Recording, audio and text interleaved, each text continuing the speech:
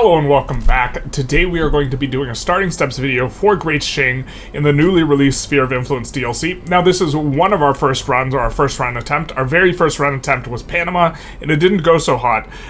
But we've taken a look at some of the mechanics, we've looked at some of the various options we have, in particular taking a look at the power block and the various principal choices that we have.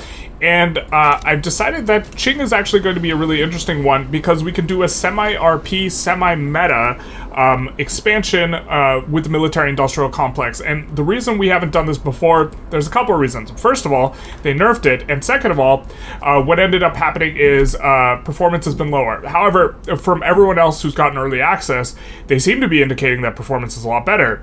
So we can make a deep run.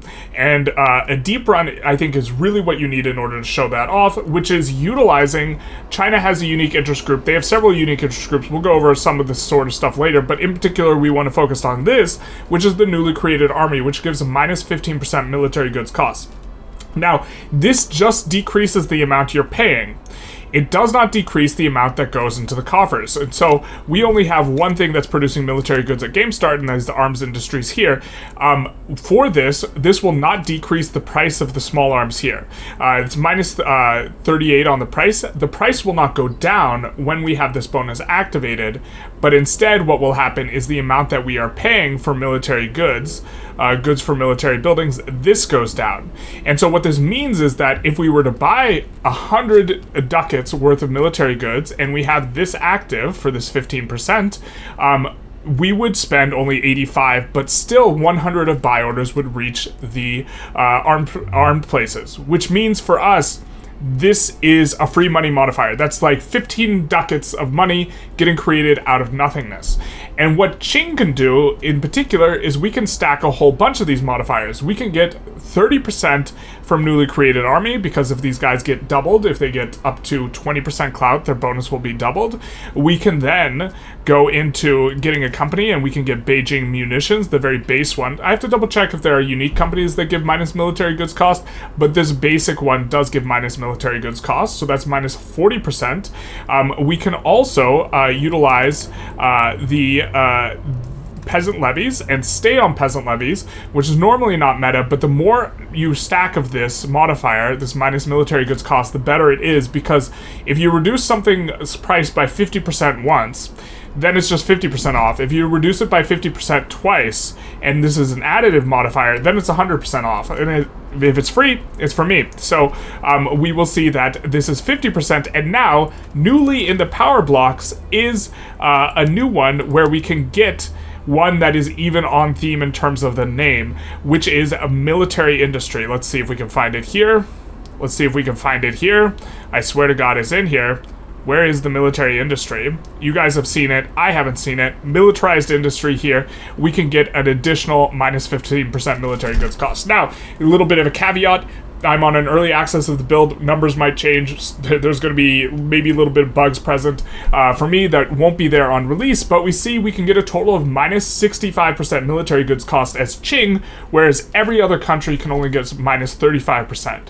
And so this leads us to, we're going to do a semi-themey, military-industrialized Belt and Road Initiative type of run with our power block, where we're going to pick some themey principles, we're going to use militarized industry, and we're going to see if we can run it up utilizing the peasant levies modifier. Also, peasant levies disables several PMs, but they're really not too bad because it's only disabling, if I recall correctly, the peasant levies only disallows multiple production methods. It's only disallowing the training rate of various things, and it's not disallowing us spending stuff.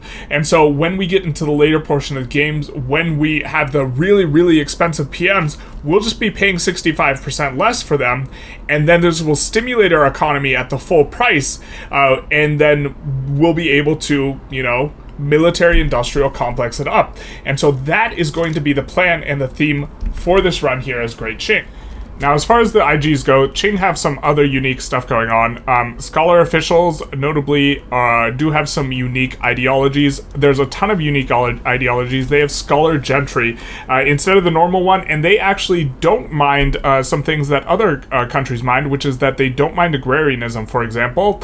Also coming into here, we have the literati, who will not support any schools, and neither will the Confucian scholars, if I recall correctly. So if we take a look at the schools thing, zero support for any form of schools, just a tiny little bit coming from the trade unionists and the industrialists. This is going to present significant problems, and we see the same thing for health insurance as well. So we will have to rely on tech and in order to change stuff to corporatism, as well as on ideology leaders for this sort of thing, because we have some unique stuff going on. I believe that we have kind of the normal looking bonuses for them. Armed forces on the other, we still get the research speed, it's just been moved to the secondary modifier where the offense and defense normally are, so we do not get the offense defense modifier. We have Confucian scholars, and I kind of think that this is the best bonus when it comes to religions. Minus 50% radicals from standard living decreases, which I believe we are going to be generating more radicalism. We'll talk about that in 1 second. We get authority from our intelligentsia. Yikes, we would much rather have migration attraction, but okay, fair enough. And we keep the research speed. This is on the literati, which is unique.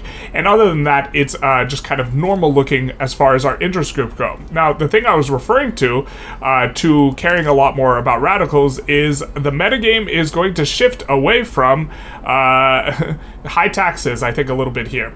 And I'm not 100% sure on this, but you do see here these modifiers have gotten worse. If I recall correctly, you didn't generate plus 100% radicals. I believe it was plus 50%.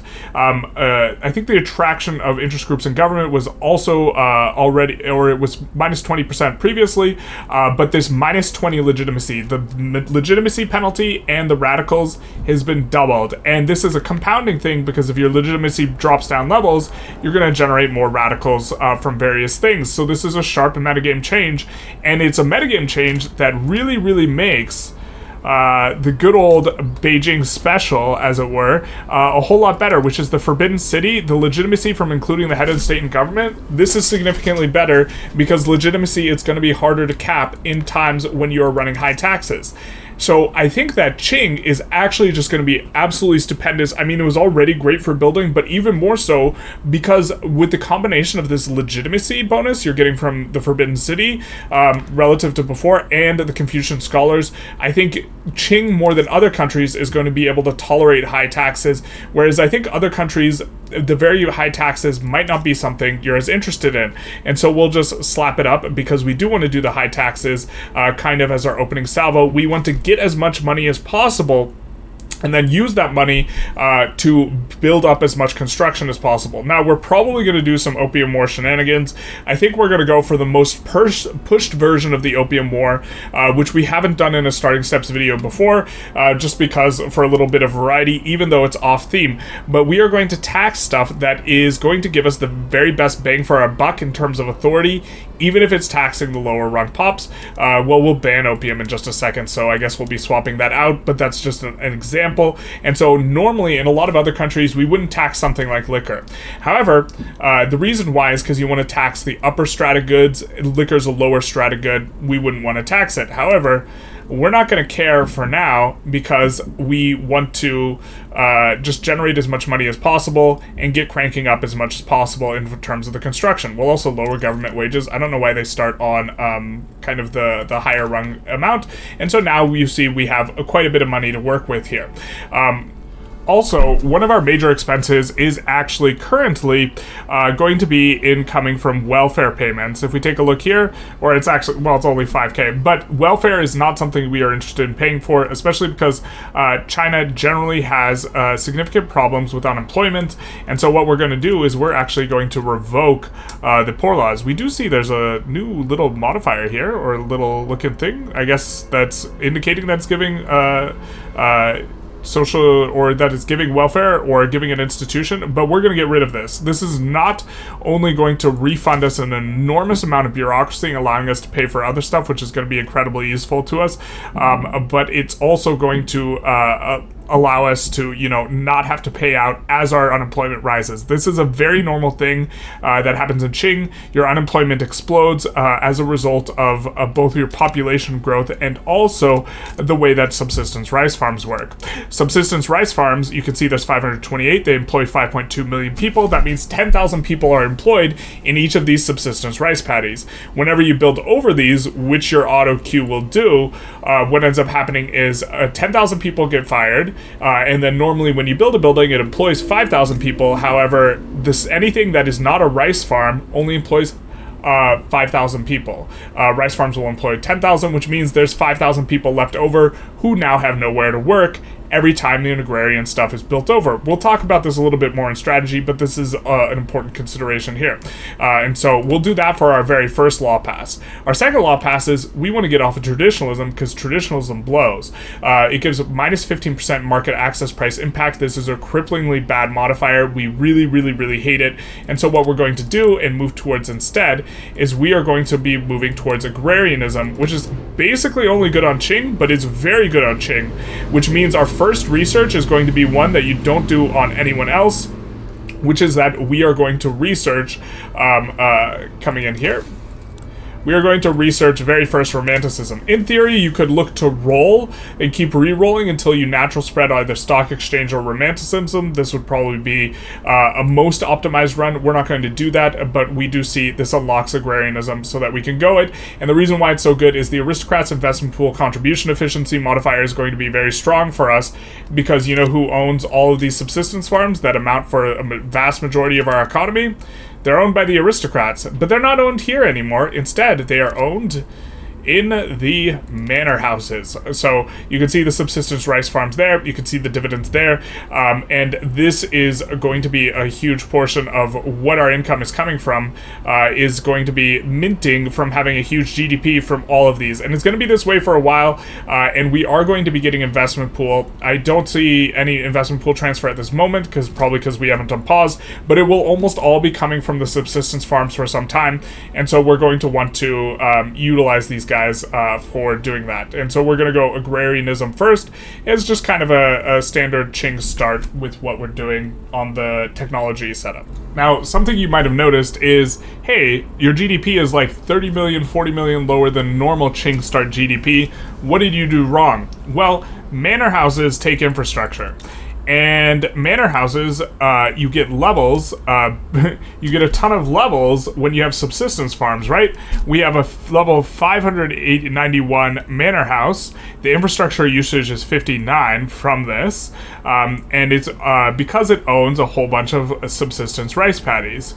And so, if we take a look at our market access, this is an enormous problem and challenge. Is going to be really difficult to navigate because we're not going to be getting railroads for a while, and so what we're going to have to do is we're going to have to try and keep our economies actually relatively local, which means we're going to try and build stuff, and also we're going to try and build things completely locally as best we can, because a lot of these places will just be using local prices in a way that is just grossly uncomfortable. I think I'll leave some feedback for the devs, because in the particular case of Qing, this is a Qing thing and this is an EIC thing, where you're going to get absolutely raked over the coals because you have so much arable land, because you have so many peasants.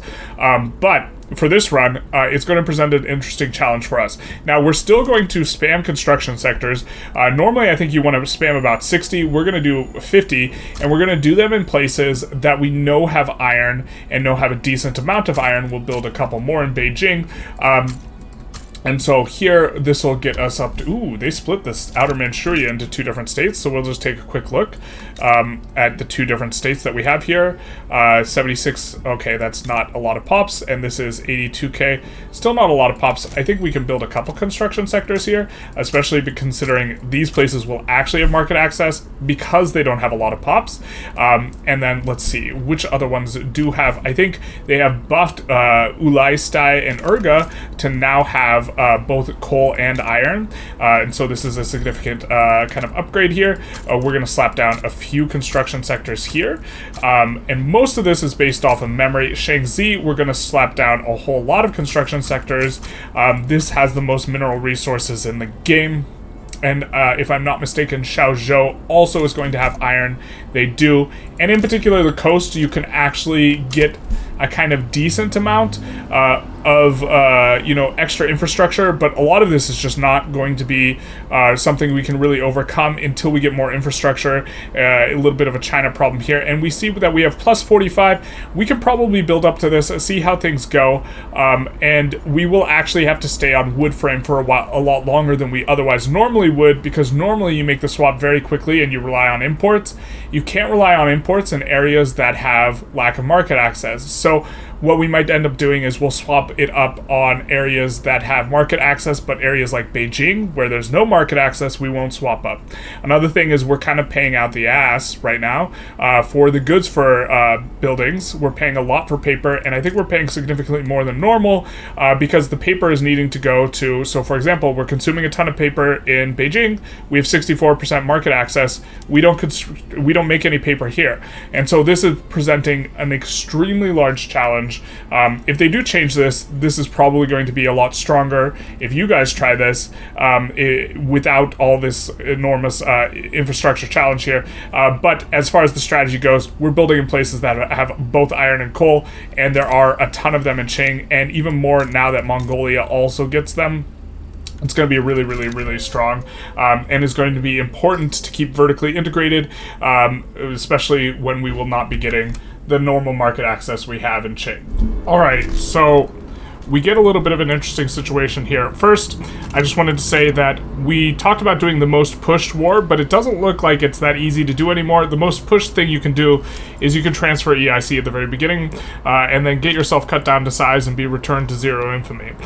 We tried doing that, had a little bit of difficulties with it, and maybe the strategy is a little bit different, but they defended the coast too well here in the EIC for us to be able to enforce them down. But we have the opium crisis here, and we are going to do something. We have to do something, but we have seen the UK, now this is the second time, they have opening salvo declared on EIC. Now, to be fair, they are no longer, as of 1.7, locked in on a play in the same way they were before, in that they can declare on the EIC and then declare on us. But I think that while they are in here, we can get ourselves a good long war where they will not be interfering with us too much, and so I think that right now what we are going to do is we are going to do one of the many cheeses that you can use as Qing in order to win the Opium Wars. Just to be clear why the Opium Wars is so difficult, because if you haven't seen it before, you get this modifier, widespread opium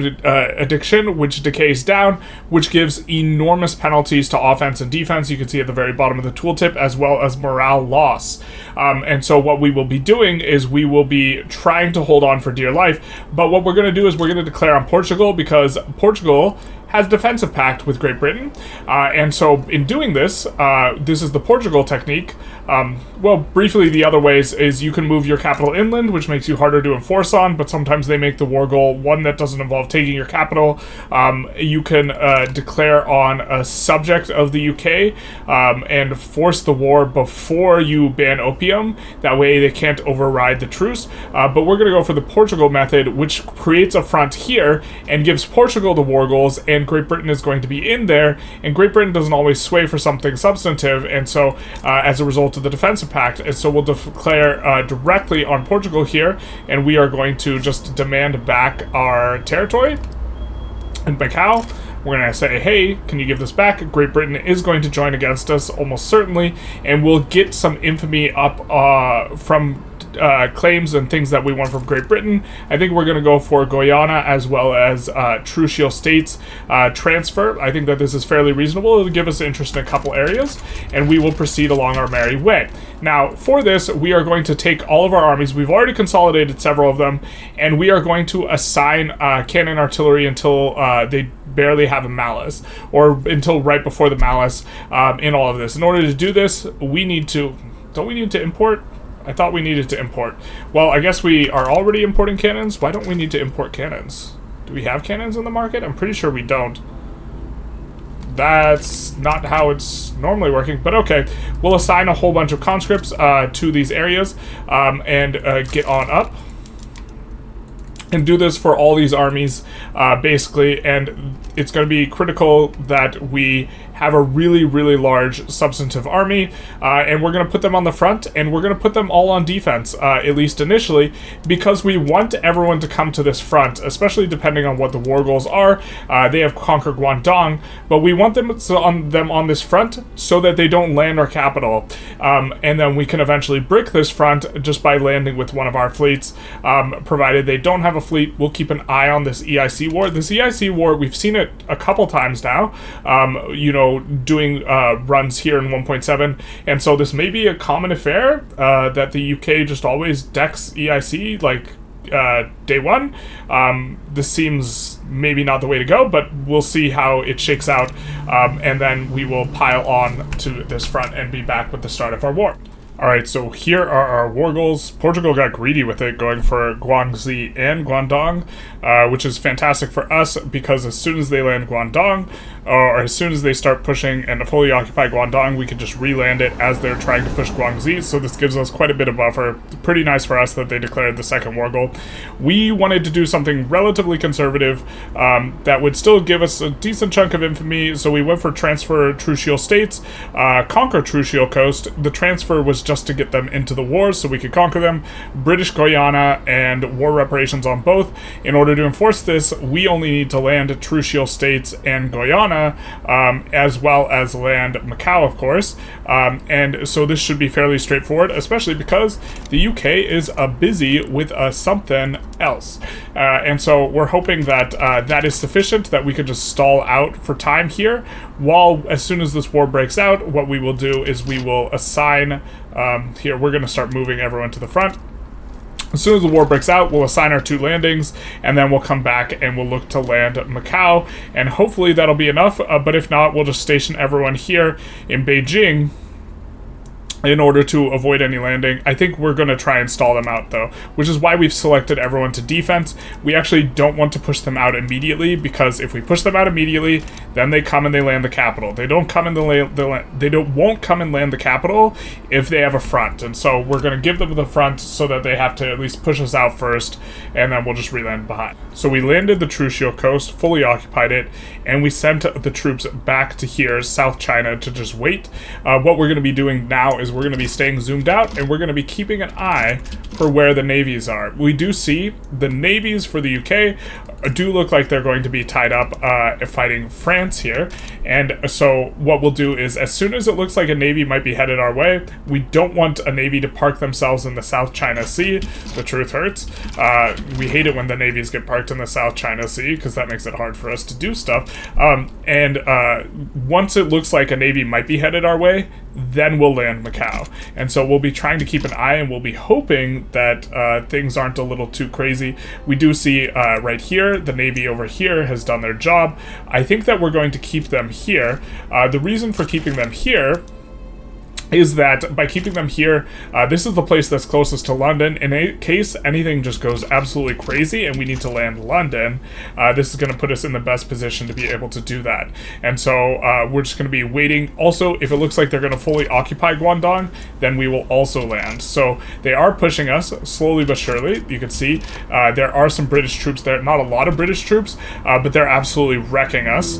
And so it's just a timing thing here. We're enforcing them down quicker than they're enforcing us down, though, and we are enforcing down the British war support pretty quickly. And so I think that, alright, with that additional unit coming in, I think we're about ready to actually do this landing. This might be a little bit premature, but if they're tied up and their war support's almost out, then maybe we wait a little while longer, but then we'll do the landing. Okay, we tried to time the landing right when Portugal was hitting 0, and we timed it basically perfectly, and now all we need to do, there's still even a battle going on, and now all we need to do is we need to park everything in the capital Well, actually, this split's probably fine. We got like 1 unit on raise, but this split is probably fine because they might try and land the war goal in Guangdong, and if they try and land the war goal... Wait, are we not considered to fully occupy this? Okay, yeah, we are. They might try and land the war goal. In either case, we do want to get our navy out of there because our navy will just lose every naval battle here. But the UK is not coming for a landing, not quite yet, and we have every war goal that we need, and so this is a fairly straightforward one. Really, really soft is the Trucial Coast in Guyana, and we do want to accumulate a little bit of infamy right now at the kind of opening salvo of this, because we want to make sure that we can decay down while we kind of be in chill mode a little bit and let this modifier decay down because it is a ticking... Oh, is it not a ticking modifier anymore? I thought it used to be a ticking modifier. That's yikes if it's not decaying. Okay. Well, I guess we'll have another war in like 3 or 4 years with the UK that will be a little bit unpleasant. We are going to also offer knowledge sharing to both of our subjects. It also should decrease, the tooltip doesn't say so, but it should decrease their liberty desire, and the whole point is we want them to be willing to let us annex them or move in that direction, and so that'll help. I think that we can also do, can we not do regular diplomatic improved relations with them anymore? Things have changed a little bit. It does look like we can't do it with Joseon, because we're already amicable, fair enough, but we'll do so with Tibet, looking to give us more opportunities to decrease autonomy. I think that... Oh, this doesn't even give us infamy. Does this really not give us infamy anymore? Wow. And so, that is an interesting one. That is very interesting indeed. Okay, fair enough. We're going to be trying to be a little bit tricky and showcase something that's new in 1.7, which is that you can declare wars while you're already at war, just as long as you don't have an escalating play. And this, it looks like UK is not too interested in joining here, or on the side of Dainam. Why are they so disinterested? They should be hyper interested because they want to respond to the opium ban, but maybe it's because they're already in 2 wars. But we're going to see if we can cheekily gain some infamy here, and put on over here. We will also add other stuff because they are going to be fearful, like ban slavery and war reparations to make them more likely to back down, and hopefully we can have infamy decaying, just chill, and not have to fight the UK again. By the way, the reason we're floating this is so that we can pass laws faster. However, we're not passing any laws right now, so what we will do is... I mean, we could take a bink at tenant farmers here. I don't think that this is going to quite be... I mean, we could do this before agrarianism. We could do this right now because we're still researching. No, we're almost done with romanticism. So we're actually just going to chill. But in the meantime, what we will do is we will just pile in all the consumption taxes possible. We changed a few up kind of in the background here. But this is just going to give us a little bit more money as we look to continue to ramp up construction, which we're going to continue to do. And we're going to turn on iron frame in the places that don't have the market access problem. Alright, so we reloaded a half tick, or 1 month, because we realized we hadn't banned opium. We do want to ban the opium. This will take 5 years. We have a 5-year truce, and so we will get the opium ban, which will eat into our authority. That's not too big a deal, but for 5 years we will have this malice while we wait out. But the UK cannot declare us. They can't dow us because... truces. So this will be fine for us. They won't be able to do anything to us for 4 years left. Surely that's just because it's already started the 5th year. So we'll be in chill mode here. We will get some infamy decay that won't be particularly useful, but other than that, that is the opium crisis for us solved.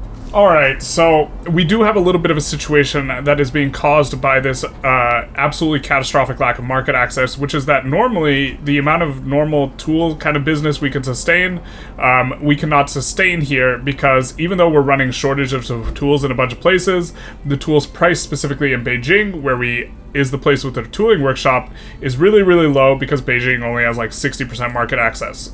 So I think what we're going to have to do is we're going to have to import tools, which feels pretty bad. We're going to set import prioritization, at least in the short term, and we're going to look to import it from, let's say, the Russians, because we have an adjacency with them, and the French. And so hopefully this will allow us to keep up the PMs that are a little bit better.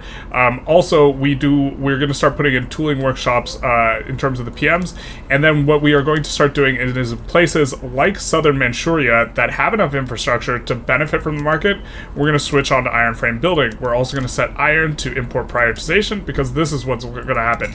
We're going to import iron from everyone we can. That way we can turn on more and more of these, because the second tier is way better than the first.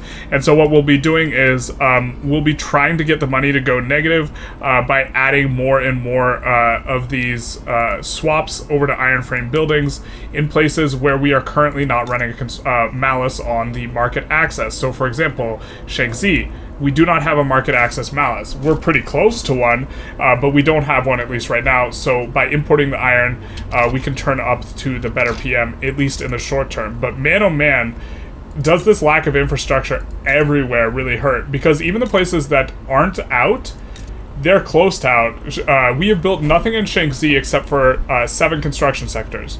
They only have 8 remaining infrastructure. This is very problematic for us, at least at kind of the outset, which I think makes it so that the only thing that we could possibly hope to do is we're going to go Atmo engine up to 10k. This is kind of a leapfrog method here, because the base price of Atmo engine is 10k on the research.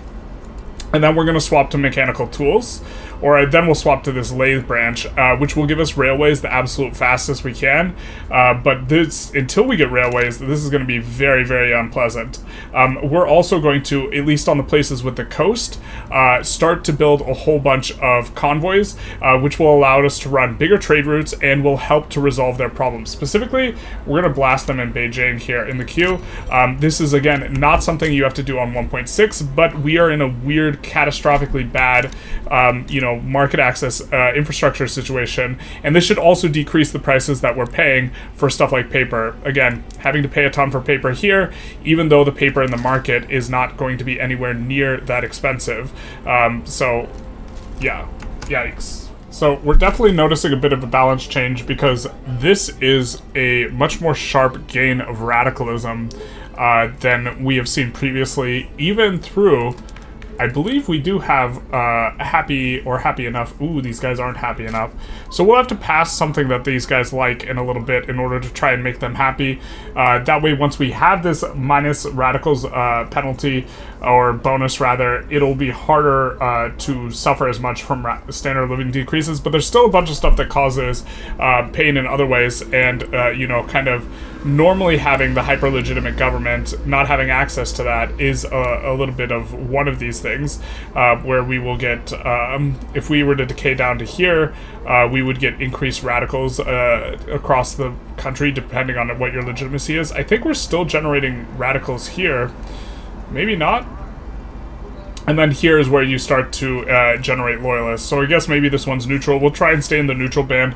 Also getting the minus enactment time here, or the increased enactment time, is really rough. So we will, if we need to, we can reduce the taxes. It's not too big a deal. And maybe we even want to, because these, radicals from standard living decrease modifier plus 100%, that's like a lot. And we're full up on the money right now. So we're going to actually decrease this right now, even though we're in a really good position to tolerate this, just because we want to get this Confucian Scholars bonus and then crank up, I think, which is a little bit of an adjustment relative to normal. We'll try and figure out a good way to get them their bonus. We do see a couple financial districts cropping up here, and we see that one of them even owns a banana plantation in Cambodia, which is very neat. Cambodia being, of course, our subject, so we can build inside them, and we are very keen on the play pattern of building stuff like rice in other people's countries, so that we don't have to build it in our own country, and this will cause them to have unemployment, and then they can migrate to our country, because they have the rice paddies just like before. And so in terms of manipulating stuff out in Asia, this is something that we're going to be looking to be doing. We're running a little bit of a negative balance. I think we could tolerate this for some time, though, as we continue to build up the ports, and now we are building rice farms outside of our country here. So this is going to be neat. We are using our construction there, and this is a new feature of 1.7 here. So we could also do the same thing in other places. I'm not sure. We have tons of available labor, and so I think we would, generally speaking, want to be building in our own country, but this will give us more leverage over our subjects and make it easier to integrate them and reduce autonomy on them. So maybe it's the case that, it's specifically with the agrarian goods, we really want to push it with stuff like opium, let's say, in our subjects' territory. I wish you could put them on auto... Could we put this on auto expand? No, we can't put our subjects building on auto expand, but this can, we can build this up, and then that way we won't have this crippling phenomenon where a ton of dies. This is the normal Qing phenomenon pre 1.6. A ton of Qing people get unemployed in Guangxi and Guangdong, specifically also Guizhou, because they are one of the few places with access to dyes, and also for opium. Now we can just build opium in here and then not have to worry about it. And so I think we're going to try and make good use of that. It looks like it's just up here in the north, and so we will give our pops what they want, what they demand, which of course is opium, except we just banned it, so... Yeah, so a little bit of a rundown from our lobby situation. We currently have this anti-Russian association, which is new, which is giving, unfortunately, it's making the armed forces unhappy, which sucks because we really want the armed forces bonus over time. And maybe there's even a situation where we actually actively want to fight Russia, whereas otherwise we normally kind of wouldn't. But we have an opportunity here to create a new lobby, and I think that in general, we're going to prefer pro-cult country lobbies, especially ones that are targeting great powers. I think as a general heuristic, you want them to be happy with you. So we're also improving relations with Russia. We really don't want them to be domineering. They are damaging relations, so they're frozen in place, but we would rather not have to fight them. Also, something that we may be doing is we may be, in order to give the armed forces more clout, we may find every armed forces general we have and promote them to max. We can, manipulate clout in this way. I don't think we want to do it right now because we don't really want to double a penalty for ourselves. But this penalty is also not very substantive, and this will be something that we're doing over the course of the run in order to manipulate clout, is determining how many generals we have and doing this sort of thing. We are a third the way through our wait here, and we're pretty nice on the money. So, just continuing to add stuff. We are starting to add wood here. In particular, when we open this, man, oh man, is this just painful to see. Just this enormous lack of infrastructure here, and maybe this is kind of how we need to approach it, is we need to look at the places where we actually have a lot of infrastructure and build there a lot more than we normally do, but I think we're going to stick several places in on logging. Yeah, even this is not a lot, because this is one of the fastest ways to de-peasant, and we're going to do the same with fish. We're going to get all of the fish on auto expand as well here. We're just going to make sure there's one level everywhere. That's not our country, but that's fine enough. And then we are going to auto expand. So definitely haven't gotten to play too much yet with all of these. We would definitely want that on fishing trawlers with all these things, but they are very, very keen on exploring these a little bit more, because this is just kind of our second run attempt here. But this is going to help us to de-peasant very, very quickly, and hopefully fight unemployment. Unemployment will become a metric we're pursuing and looking at quite carefully, once we get onto railways, which is a little ways off. All right, this one's going to be tremendous for us.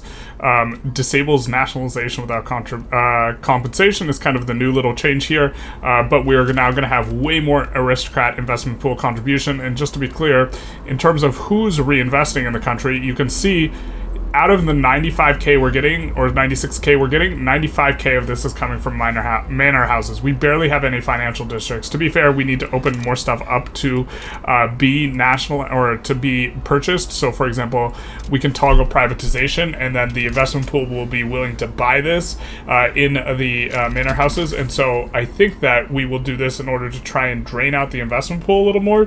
Still learning exactly how this interacts, which is going to be an interesting one for us, but we're almost done with this. And you can see when we let the auto queue go, it's doing a lot of paper, which paper is one of the major concerns, because our places that produce paper can't supply it to the places with low infra on the paper. And this is one of the biggest government expenses. You can see a bunch of places that are producing paper, and so this is going to be a little bit of a problem. Look at how expensive this paper is. But there also have been producing quite a bit of iron, despite the fact that we have terrible iron PMs. We don't even have atmospheric engine yet. What we're going to do now is we're going to actually swap to lathe, and we're going to go over for mechanical tools. Normally we want to wait for this to be finished in its entire 10k. We can see the cost is now 12.5k, down from 15.5k. As soon as we finish researching lathe, the cost will become 10k.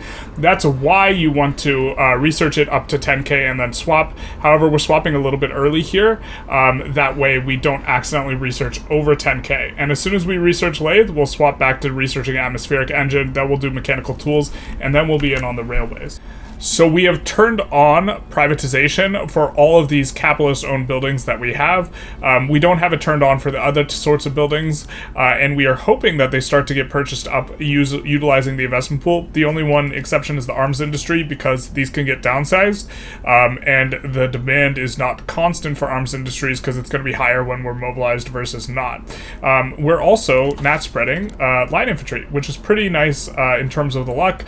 We could have nat spread a lot of things, and us not spreading line infantry is going to be really nice once we get to that point, because then even with our malice, which is going to go away pretty soon here anyways, we could still kind of fight a little bit. Let's see, opium, this malice here is decaying down, so I don't think we're in too bad a shape, and we're almost done with the opium crisis. Also, the game is kind of flying here. Now, to be fair, it kind of always flies in the beginning, but a little bit more than normal. But this is a mother of problems. This is a lot of problems. We barely have any places now that don't have fully used up infrastructure, and we are still quite far from researching railways. So I'm not sure exactly how we're going to manage to make this work. I think we're going to try and just time it right and keep an eye on this, and at 10k switch back to lathe. So we are going to massively increase the size of our navy here. We are adding some 55, 65 ships as we become as we become freed up. We are also going to subjugate Transvaal, kind of the normal little tidbit, but we are massively going to add the navy because we want to have more diplomatic interests that we can declare in various regions, so that we can try and reverse sway our way into nice exchanges, especially because we will be able to have a really, really large fake army. We will be able to, let's just create another army here. We will be able to really strongly yo-yo sway people with having just all cannon artillery mashed up on all of these, just maxing these out. So we're probably going to nuke the conscripts on all of our armies and reorganize them quite a bit here. Perhaps merge them all together and then unmerge them and figure it out from there. But getting rid of all these conscripts, that way we know where our conscripts are, this type of thing. And so we can make light of this. But considering that these guys will be minus 75 fearful anyways, we don't need to make any adjustments at this point in time. Something's gone horribly wrong in this timeline because Victoria appears to be dead. Alright, so we are starting to get some levels of stuff getting purchased here. The financial district has picked up these tooling workshops here. We can see the owners are some capitalists, some shopkeepers, and some clerks, which, to be fair, I'm wondering how this contribution is working, because if the contribution is, if all these guys have even ownership in terms of who owns what or who owns the building in terms of its operation, then this is going to be a very significant nerf to the capitalist investment pool contribution overall. If we see the weekly balance, will it tell us what reinvestment is? So the reinvestment here, that is less than the capitalist normal 20%, so it is being split, but it is still relatively high. That's with the capitalists coming in here. We don't have their bonus. Okay, so it is less than kind of the old situation, but it is still substantive and pretty close to 20% we have here. Is getting reinvested. It's not quite a fifth.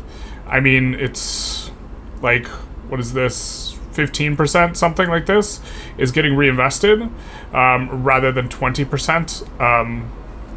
something to that effect. 20% would be a little over 1K. It'd be 1.05K. But these things are starting to pick up a lot of levels of stuff, and I'm wondering where exactly is the greatest concentration of wealth in terms of capitalist wealth in our country at this point in time.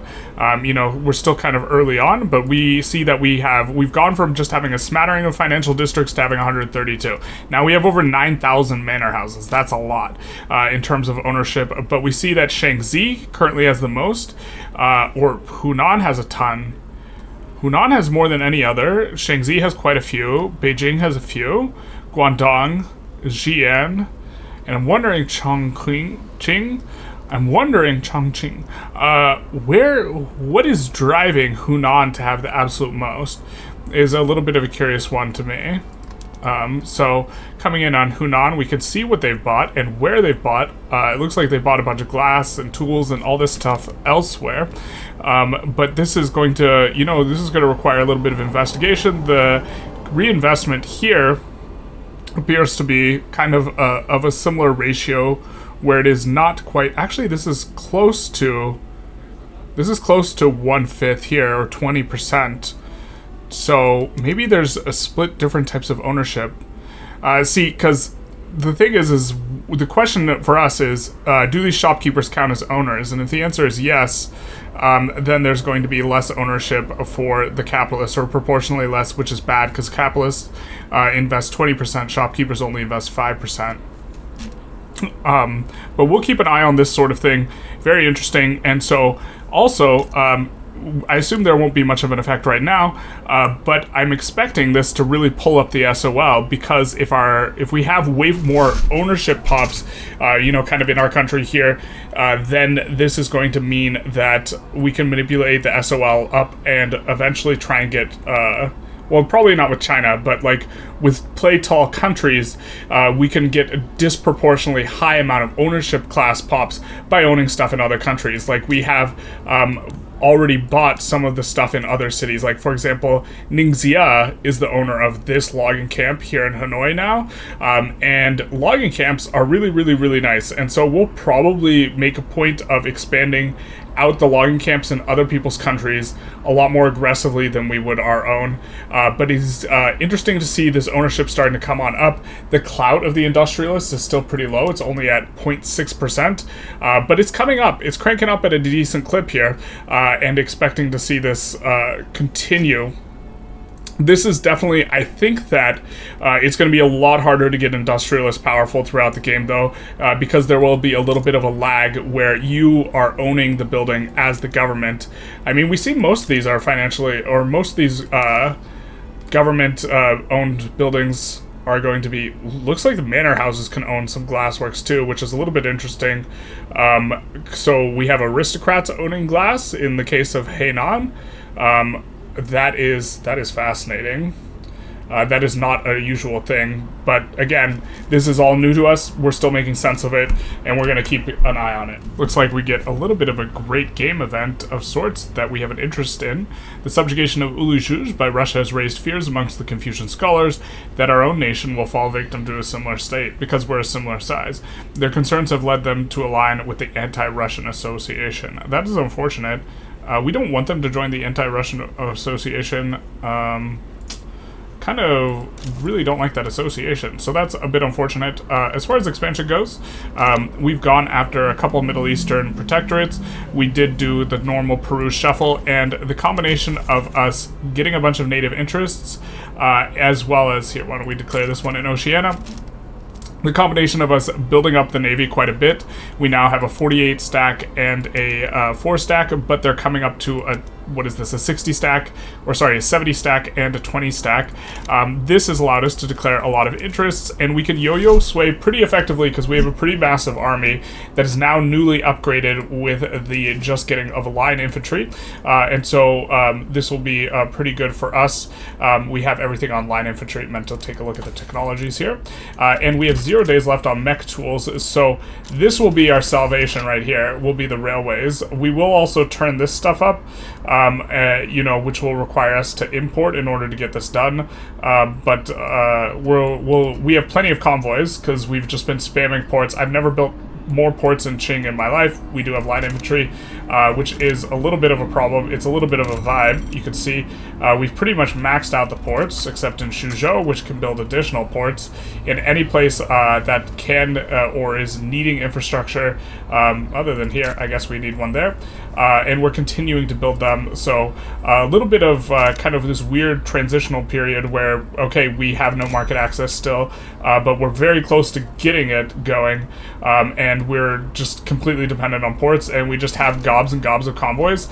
So while we have no steel production or sulfur ourselves, we'll just import it in order to get these PMs turned on. Here we have a play pattern that I'm pretty excited about, or I was suspecting might happen, is that subjugating Transvaal and Orania might be better than they were before. We also see the Orange River sovereignty is in the British market now. But the point is that we can just build these gold mines ourselves. Now, I think that they get the minting, but these are still going to be wildly profitable for our ownership class. So we've put in the building of these here. And this means that we can do this for way less infamy overall, and also subjugate them early, reduce autonomy on them, build the mines when they pop up, and give it time for the mines to appear. So this is nice. Also, this is the second time we've seen Transvaal conquer Lourenco marks, so maybe this is going to be something we see quite often.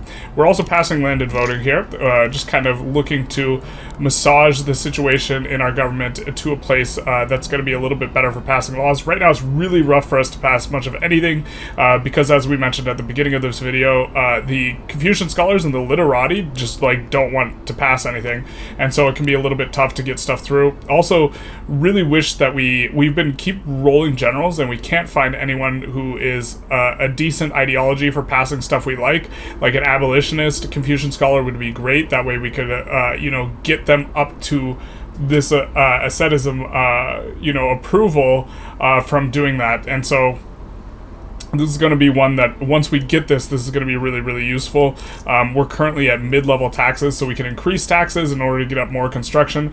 But honestly, that will only, that would require so much micro for it to actually be useful given the situation here, because what we would have to probably do is we'd have to juggle stuff to the bottom of the queue and not finish it in a lot of spots, because we're basically out of infrastructure here, we are out of infrastructure in so many places where there's under 10 infrastructure remaining, in addition to all these places that are obviously running a little bit of a deficit. We still have quite a bit to go for railways, and this has just been really textured the start in terms of our gameplay and trying to manage this, because we've been building stuff, but we've been building it in weird places because we have to build where we have available infrastructure. So we managed to get some nice swing, and partly off the back of us having a lot of diplomatic interests in various spots, where with Russia, we are on the same side of a war as them, so now they have a genial attitude, so they'll stop damaging relations with us, and we might be able to get them above cordial, which of course are, our petitioners,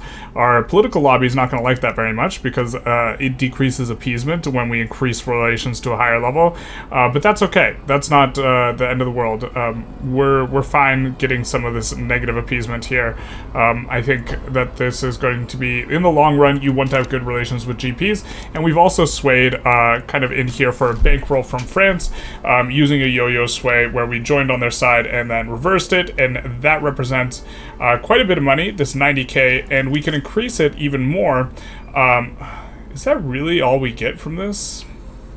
Just an additional 50-ish%, but we can increase this even more by doing this, and that will really siphon out a ton of funds from their treasury. Now, with that in mind, we still have this weird sort of problem where we don't have railways yet, so what are we supposed to do? Well, I think we're just going to blast construction anyways here, but what we're going to do is we're going to use the construction to build in other people's countries for the time being, our subjects' countries, so that it lowers their their liberty desire, this sort of thing, because they will have more economic dependence on us. And so what we'll do is we'll come in here in Tonkin, and we'll spam out the wood, and we don't have to worry about qualifications here either, because in regards to the qualifications, the hard part is the ownership class.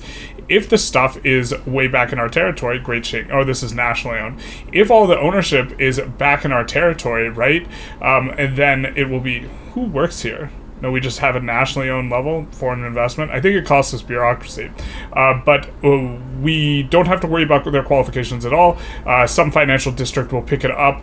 And so in doing this, we can avoid spending our own infrastructure, at least at this key point in time, and blast some stuff that's going to be relatively good. We'll also increase this by 5, I suppose, and this by 5. Now, I think that they're still on picks and shovels. The problem is we're going to use their PMs, but one of the very best PMs in the game is the Sawmills PM, and for some reason they hate it. Oh no, why do you hate the Sawmills PM? Please say it ain't so. These guys don't hate it though. So we'll be expanding out here in Dynam, which will make it easier to annex. We'll do the same in places like Tibet. I think we already have a couple levels of their logging camps, but we're gonna just keep doing this and expand the construction, eat the infra for a hot minute, and then use that to just expand in other people's countries. With our tech finish just around the corner in 12 weeks, at the very end of all this queue, which includes some foreign stuff, although we annexed Korea, so it's not foreign no more, we have put 42 universities, a level 20 in Jiangxia, and a level 21 in Beijing. We will build railways here as quickly as we can following this, but we really want to start pulling ahead on the tech.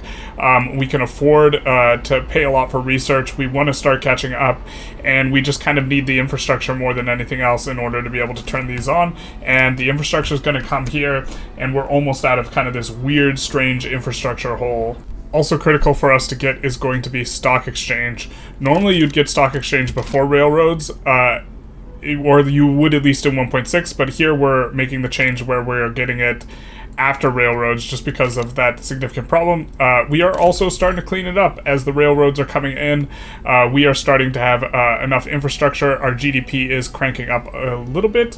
They're slow to construct.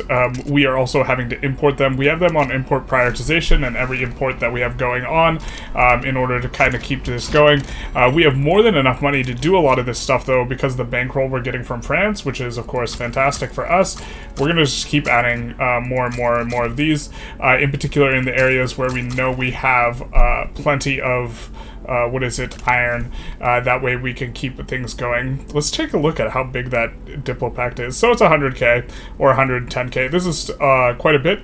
And another thing is, we're probably going to be focused pretty hard in the society tech, with the understanding that we want to go civilizing missions so we can get recognition, so that we can gain access to our power block mechanics, because we currently are not recognized, and this will give us a whole lot of stuff if we can get to this, so definitely something on our radar. Alright, we finally get an opportunity that we actually like quite a bit, which is the opportunity to form a trade agreement with the United States. We would be more than happy to pursue this, to make the anti-Russian association a little bit happier, because they are belligerent towards each other, which is curious because I guess Alaska will not be acquired here, and so we will see if we can just try and straight up diplomatic actions get a trade agreement. I don't think we can. Doesn't look like it. How close are we? Minus 67. Okay, fair enough. We'll start improving relations with the US, which we have enough Diplo, more than enough Diplo to handle this anyways. And then we will be taking a look at their market and seeing what it is that we can maybe export to them. We could probably export this pretty well. And what it is we can import from them. I think we're already importing...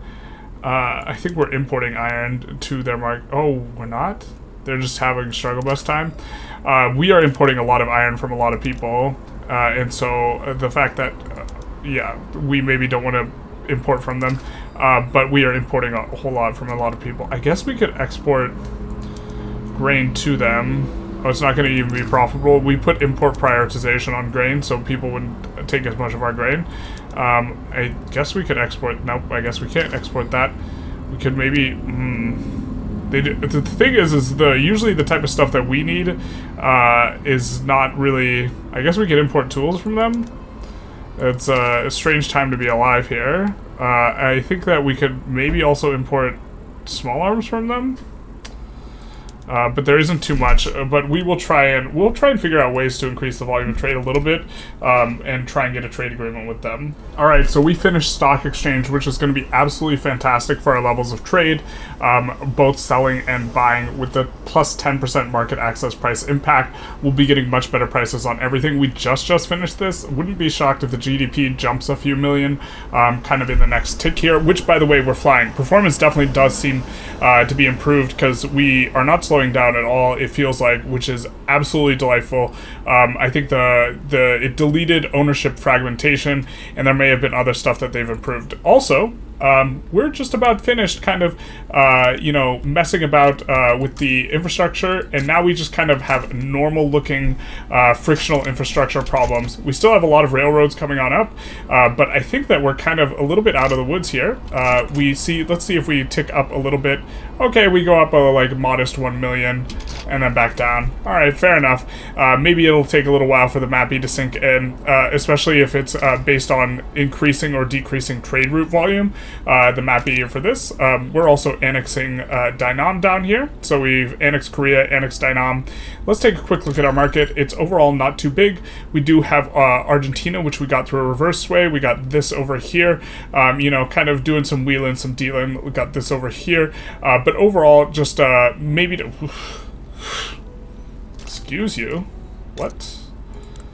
You're part of the Paris Convention. All right. Well, they're still a GP, and they're in the block. So this is definitely a little bit of a new thing that we're getting a little bit of whiplash with. We're getting whiplash with a lot of stuff. But I think we're going to conclude the episode here. This has been a fairly standard kind of Qing start.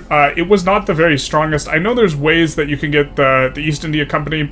I tried a couple times, and I couldn't get the start just the way I wanted. And so we got the loud car for the episode. Big nice. And so, I just kind of went with something a little bit more standard. You could definitely do it higher powered, but I kind of wanted to get into the mechanics, and it's been delightful to see, how these, what is the that should be on that,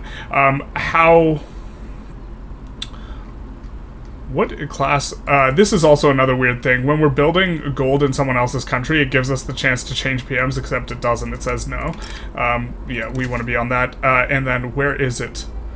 Where is Harvey Dent? There are the financial districts. It's been interesting to see the financial districts coming up. They, in particular, I'm curious if these are giving us 10,000. I think that this is the site at which... what is it, your credit line is it's happening inside the financial districts, not inside the other stuff. We'll have to check that real quick. But it's been really cool watching these come up. Also, it seems like a snowball effect. So I'm not really sure exactly what to make of this. Hunan and Guangdong, for example, are running away, having a ton of ownership, whereas like the capital, which is maybe the place where we'd want more ownership to be, is not. I think that, okay, so this also has cash reserves. We have to check and see what the cash reserves are in the old... looks like we got to switch up a PM too. We have to see what the cash reserves are in the old 1.6 and cross-reference it, to see if there's actually more cash reserves or the same amount. I imagine it's going to be the same amount with these new ownership buildings, but it has been very cool watching them come on up.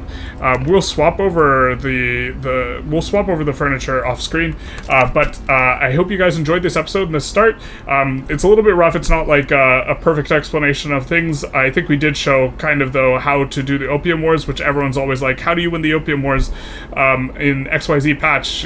Your old video doesn't work, and then we make a new video, and then it's usually just going kind of for Portugal. Although, to be fair, we did get a little bit lucky for the East India Company, or UK declaring on the East India Company, so maybe this isn't a very good representative sample. In any case, I hope you guys enjoyed this episode. If you did, please feel free to like, comment, subscribe, do the YouTube algorithm thing, and other than that, have a good one.